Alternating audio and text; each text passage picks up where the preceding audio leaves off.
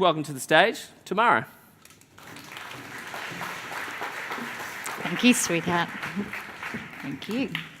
Thanks for having me. What a great show out, considering it's raining. Today, I think, is all about experience sharing, and John and Susanna, we're all an entrepreneurs organisation, and we don't give advice. It's all about sharing your experiences in order to learn yourself. So I'm glad that that's the format for tonight. I've got 15 minutes, so I look forward to sharing that with you. And my journey to becoming an investor, which probably isn't the normal journey to becoming an investor. So, all right, let's see if this buzzer works. All right, first slide. I am very much a creative, right-brainer. It took 20 years for the other side to kick in.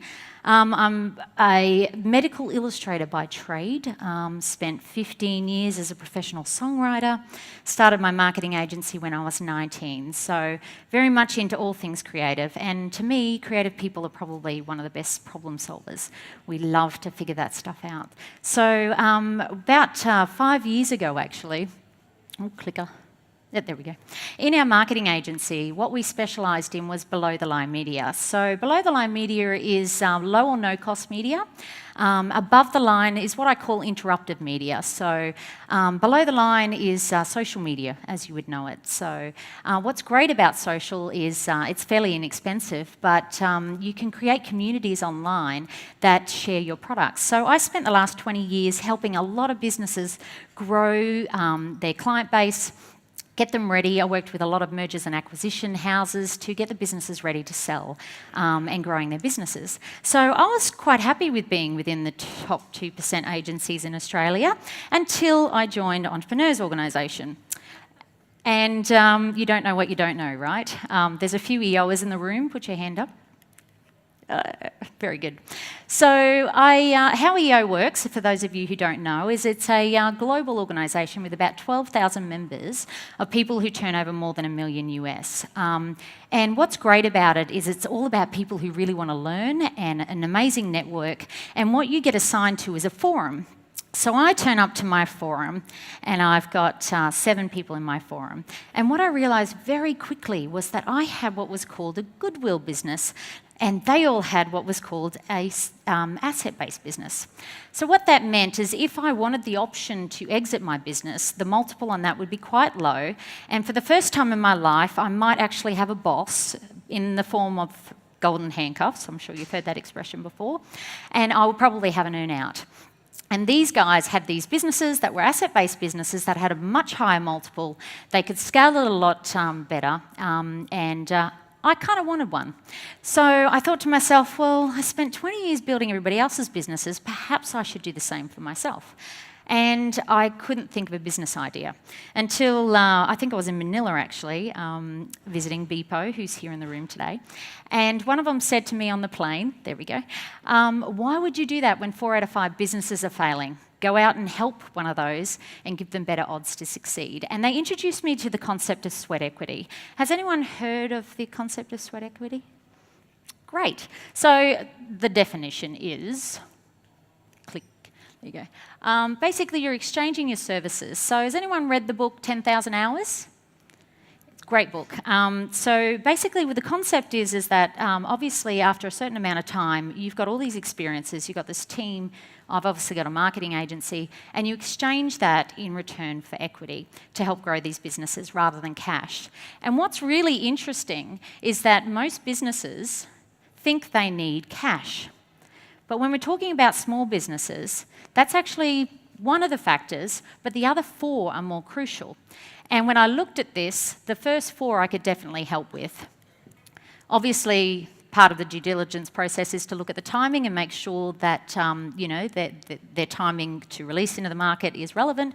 But team and execution, marketing and strategy, which is one of my favourite things, are really crucial to helping grow those businesses.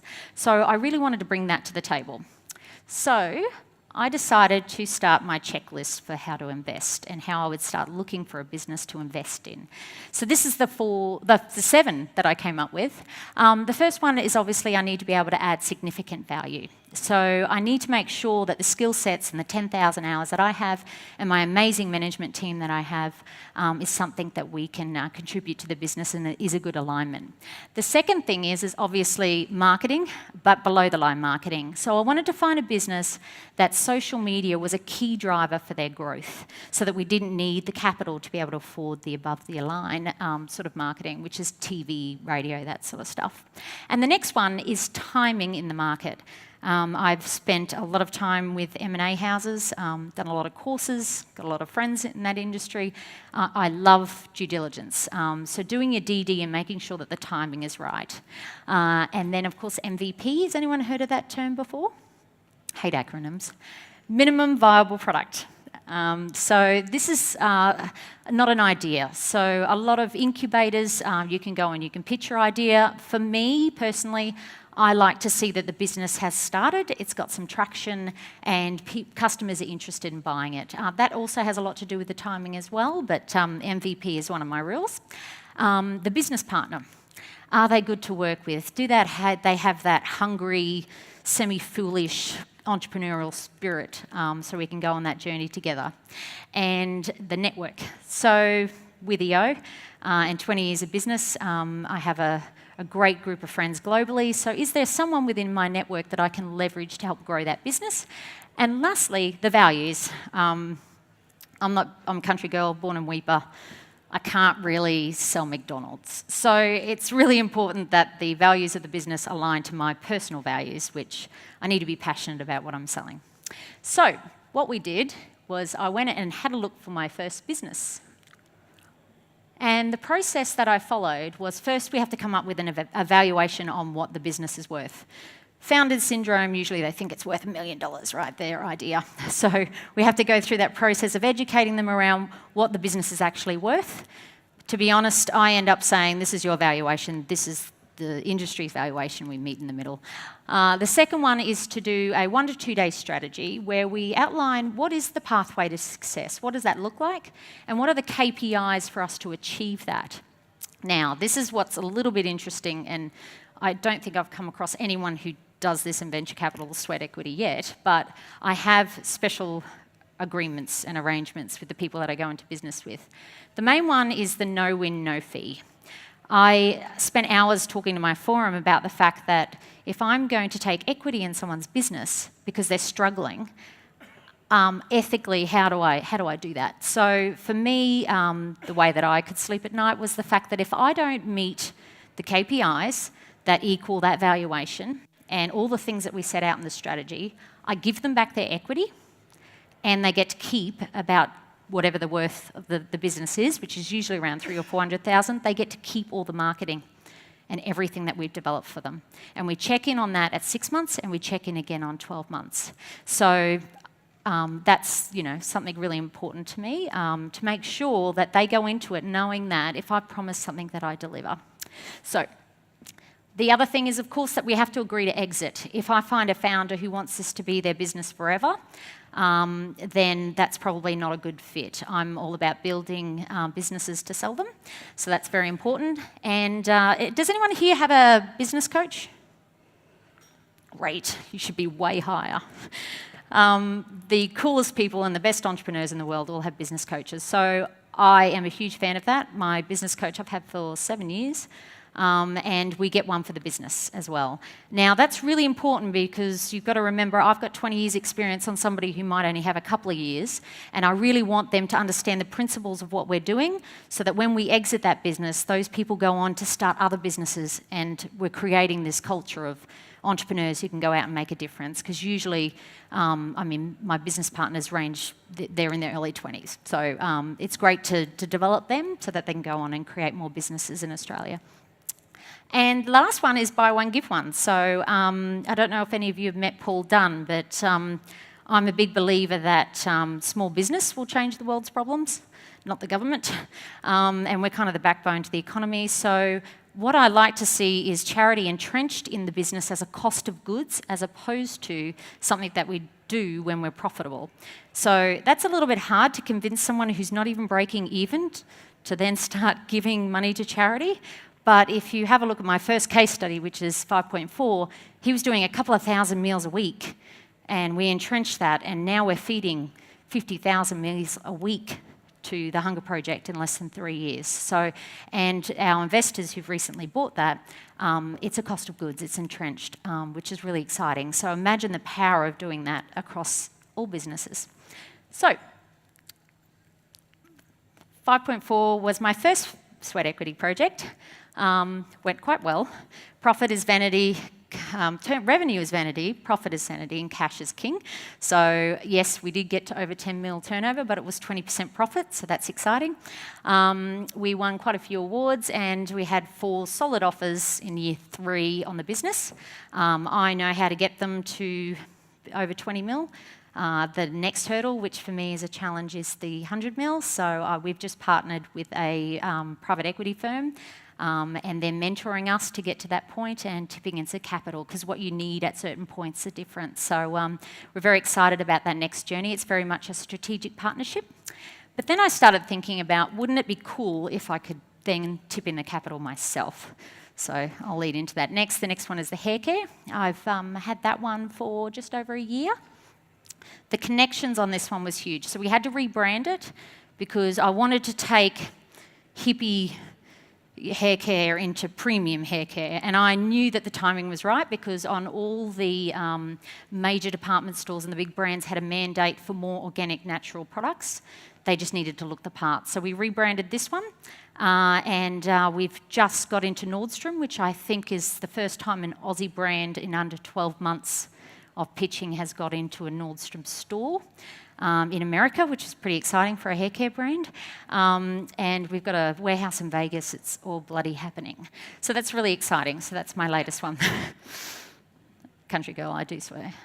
So I've just come back. I put this up because I'm running out of time. I've got 3 minutes, great.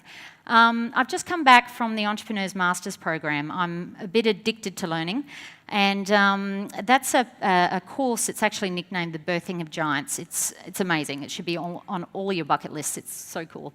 And it's in MIT in Boston. And we spent a lot of time talking about what is our legacy. So I thought I'd share it with you because perhaps that's something that you may not have thought about in your businesses. So for me, getting very personal, mine is to make buy one, give one a standard practice. I'd love it that all businesses do it and consumers make their decisions on who they buy from based on that. And this is very important to millennials.